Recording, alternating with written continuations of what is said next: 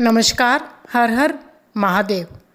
स्वागत है आप सभी का हमारे YouTube चैनल दिव्या एस्ट्रो में और मैं हूं आप सभी के बीच दिव्या। दिव्या एस्ट्रो के नाम से ही मेरी फेसबुक और इंस्टा आईडी है, आप उसे भी एक बार विज़िट करके फॉलो ज़रूर कीजिएगा। उस पर भी आपको बहुत सी जानकारी से भरे वीडियोस मिलते रहेंगे और मिलते हैं। तो आइए आज हम सभी अपने इस वीडियो में सावन मास के मातम्य का 17वां अध्याय करने जा रहे हैं। सावन मास की अष्टमी को देवी पवित्रारोपण, पवित्र निर्माण विधि और नवमी का कृत्य, इसके बारे में आपको सावन माह के मातम्य के 17वें अध्याय में वर्णन मिलेगा। ईश्वर बोले, हे देवेश, अब मैं शुभ पवित्रारोपण का वर्णन करूँगा। सप्तमी तिथि को अधिवासन करके अष्टमी तिथि को पवित्रकों को अर्पण करना चाहिए। जो पवित्रक बनवाता है उसके पुण्य फल को सुनिए। सभी प्रकार के यज्ञ, व्रत और दान करने और सभी तीर्थों में स्नान करने का फल मनुष्य को केवल पवित्र धारण करने से प्राप्त हो जाता है, क्योंकि भगवती शिवा सर्वव्यापिनी है। इस व्रत से मनुष्य धनहीन नहीं होता, उसे दुख, पीड़ा और व्याधियाँ नहीं होती, उसे शत्रुओं से होने वाला भय नहीं होता और वह कभी भी ग्रहों से पीड़ित नहीं रहता। इससे छोटे बड़े सभी कार्य सिद्ध हो जाते हैं। हे वत्स, मनुष्य और राजाओं के विशेष करके स्त्रियों के पुण्य के वृद्धि के लिए इससे श्रेष्ठ कोई अन्य व्रत नहीं है। हे तात, सौभाग्य प्रदान करने वाले इस व्रत को मैंने आपके प्रति स्नेह के कारण बताया है। हे ब्रह्मपुत्र, सावन मास के शुक्ल पक्ष की सप्तमी तिथि को अधिवासन करके देवी के प्रति उत्तम भक्ति से संपन्न वह मनुष्य सभी सामग्रियों से युक्त होकर सभी पूजा द्रव्यों, गंध, पुष्प, फल आदि अनेक प्रकार के नैवेद्य तथा वस्त्राभरण आदि संपादित करके इनकी शुद्धि करें। इसके बाद पंचगव्य का प्राशन कराएं, चरु से दिग्बली प्रदान करें तथा अधिवासन करें। उसके बाद सदृश्य वस्त्रों और पत्रों से इस पवित्र को आच्छादित करें। पुनः देवी के उस मूल मंत्र से उसे 100 बार अभिमंत्रित करके सर्व शोभा समन्वित उस पवित्र को देवी के समक्ष स्थापित करें।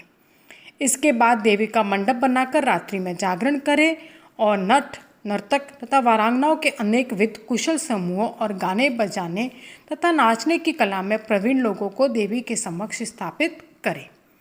उसके बाद प्रातःकाल विधिवत स्नान करके पुनः बलि प्रदान करें। उसके बाद विधिवत देवी की पूजा करके स्त्रियों और द्विजों को भोजन कराएं। पहले देवी को पवित्रक अर्पण करें और अंत में दक्षिणा प्रदान करें। हे वत्स, अपने सामर्थ्य के अनुसार कार्य सिद्धि करने वाले उस नियम को धारण करें। राजा को प्रयत्नपूर्वक स्त्री के प्रति आसक्ति, जुआ, आखेट तथा मांस आदि का परित्याग कर देना चाहिए। ब्राह्मणों और आचार्यों को स्वाध्याय का और वैश्यों को खेती का कार्य तथा व्यवसाय नहीं करना चाहिए। 7, 5, 3, 1 अथवा आधा दिन ही त्याग पूर्वक रहना चाहिए और देवी के कार्यों में निरंतर अपने मन में आसक्ति बनाए रखनी चाहिए। हे मुनि सत्तम, जो बुद्धिमान व्यक्ति विधान पूर्वक पवित्रारोपण नहीं करता है उसकी वर्ष भर की पूजा व्यर्थ हो जाती है। अतः मनुष्य को चाहिए कि देवी परायण तथा भक्ति से संपन्न होकर प्रत्येक वर्ष शुभ पवित्रारोपण अवश्य करें। कर्क अथवा सिंह राशि में सूर्य के प्रवेश करने पर शुक्ल पक्ष की अष्टमी तिथि को देवी को पवित्रक अर्पित करना चाहिए। हे सनत कुमार, इसके ना करने में दोष होता है, इसे नित्य करना बताया गया है। सनत कुमार बोले, हे देवदेव, हे महादेव, हे स्वामीन, आपने जिस पवित्रक का कथन किया वह कैसे बनाया जाना चाहिए उसकी संपूर्ण विधि बताएं। ईश्वर बोले, हे सनत कुमार, सुवर्ण, ताम्र, चांदी, रेशमी वस्त्र से निकाले गए कुश, काश के अथवा ब्राह्मणी के द्वारा काटे गए कपास के सूत्र को तिगुना करके फिर उसका तिगुना करके पवित्रक बनाना चाहिए। उनमें 308 तारों का पवित्रक उत्तम और 270 तारों का पवित्रक माध्यम माना गया है।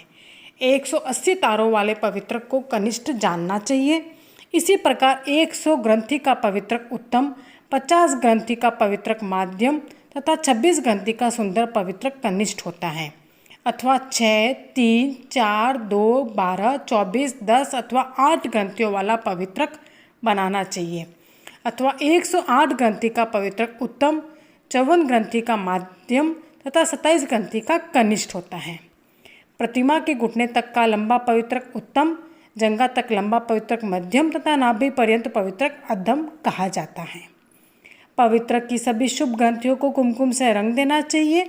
इसके बाद अपने समक्ष शुभ आप एक सर्वतोवृद्ध मंडल पर देवी का पूजन करके कलश के ऊपर बांस के पात्र में पवित्रकों को रखें। 3 तार वाले पवित्रक में ब्रह्मा, विष्णु तथा शिव का आह्वान करके स्थापित करें। इसके बाद का सुनिए। 9 तार के पवित्रक में ओंकार, सोम, अग्नि, ब्रह्मा, समस्त नागों, चंद्रमा, सूर्य, शिव तथा विश्व देवों की स्थापना करें। हे सनत कुमार, अब मैं ग्रंथियों में स्थापित किए जाने वाले देवताओं का वर्णन करूँगा। किरिया, पौरुषी, वीरा, विजया, अपराजिता, मनोन्मनी, जया, भद्रा, मुक्ति और ईशा ये देवियाँ हैं। इनके नामों के पूर्व में प्रणव तथा अंत में नमः लगाकर ग्रंथि संख्या के अनुसार क्रमशः आह्वान करके चंदन आदि से इनकी पूजा करनी चाहिए। इसके बाद प्रणव से अभिमंत्रित करके देवी को धूप अर्पण करना चाहिए। हे सनत कुमार, मैंने आपसे देवी के इस शुभ पवित्रारोपण का वर्णन कर दिया। इसी प्रकार अन्य देवताओं का भी पवित्रारोपण प्रतिपदा आदि तिथियों में करना चाहिए। मैं उन देवताओं को आपको बताता हूँ। कुबेर, लक्ष्मी, गौरी, गणेश, चंद्रमा, बृहस्पति, सूर्य, चंडिका, अम्बा, वासुकी, ऋषिगण, चक्रपाणी, अनंत, शिवजी, ब्रह्मा और पितर। इन देवताओं की पूजा प्रतिपदा आदि तिथियों में करनी चाहिए। यह मुख्य देवता का पवित्रारोपण है। उनके अंग देवता का पवित्रक 3 सूत्रों का होना चाहिए।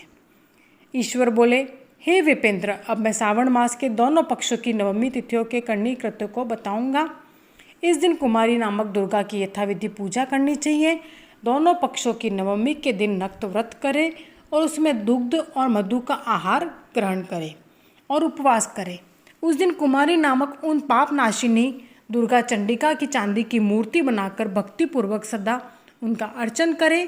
गंध, चंदन, कनेर के पुष्पों, दशांग धूप और मोदकों से उनका पूजन करें। उसके बाद कुमारी कन्या, स्त्रियों तथा विप्रों को श्रद्धापूर्वक भोजन कराएं। फिर मौन धारण करके स्वयं बिल्वपत्र का आहार ग्रहण करें।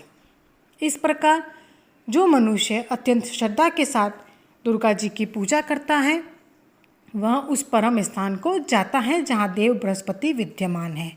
हे विधि नंदन, यह मैंने आपसे नवमी तिथि का कृत्य कह दिया।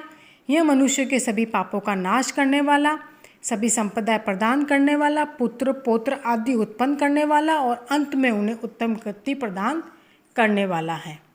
इस प्रकार शेषकंद पुराण के अंतर्गत ईश्वर सनत कुमार संवाद में सावन मास महात्म्य में अष्टमी तिथि को देवी पवित्रारोपण नामक 17वां अध्याय पूर्ण हुआ।